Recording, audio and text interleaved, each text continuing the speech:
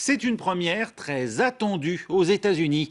Lundi, le comique sud-africain Trevor Noah a endossé le costume dur à porter, celui de Jon Stewart à la tête du Daily Show. Un passage de témoin réussi de la vie des téléspectateurs pour l'émission vedette de la chaîne Comedy Central. Après 16 ans de bons et loyaux services, Jon Stewart est pour beaucoup le plus grand satiriste de la vie politique américaine.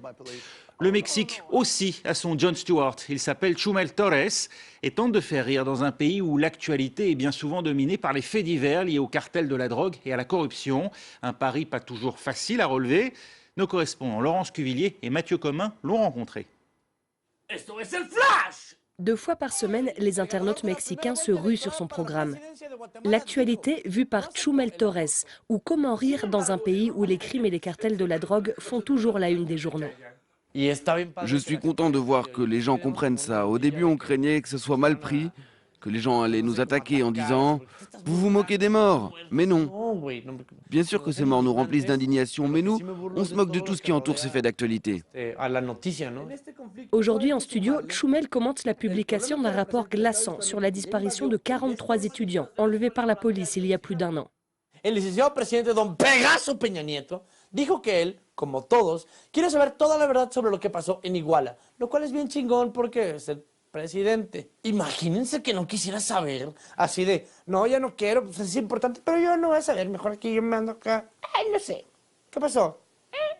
Cet été, c'est la fugue du Chapo Guzman, le plus riche narcotrafiquant du continent, qui lui a fourni une matière de premier choix. Le criminel s'était enfui d'une prison de haute sécurité par un tunnel d'1,5 kilomètre de long. Ahí anda la policía ahí buscándole los maizales y todo. Señores, el túnel tenía aire acondicionado. ¿Y ustedes creen que va a meterse ahí?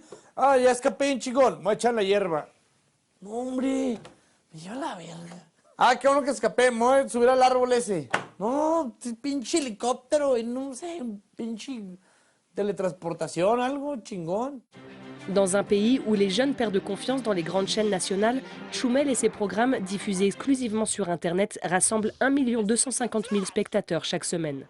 Chumel Torres inspire plus confiance qu'un journaliste de la télé. Je ne loupe aucun de ses programmes. Il me fait beaucoup rire. Moi, je ne suis pas du genre à lire les journaux.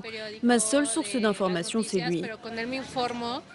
Cet ingénieur mécanicien était parfaitement inconnu il y a 3 ans.